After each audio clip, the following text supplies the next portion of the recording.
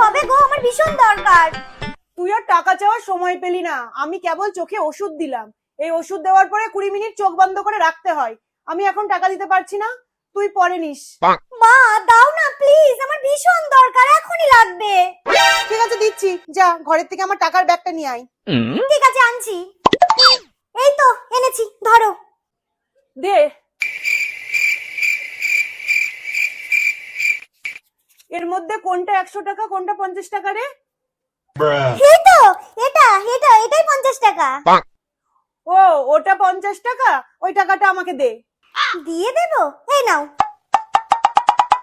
এই নে, এই 100 টাকাটা নে। এর থেকে তুই 50 টাকা যা ইচ্ছা কিনিস, আর বাকি টাকাটা আমাকে ফেরত দিয়ে দিবি। ধর।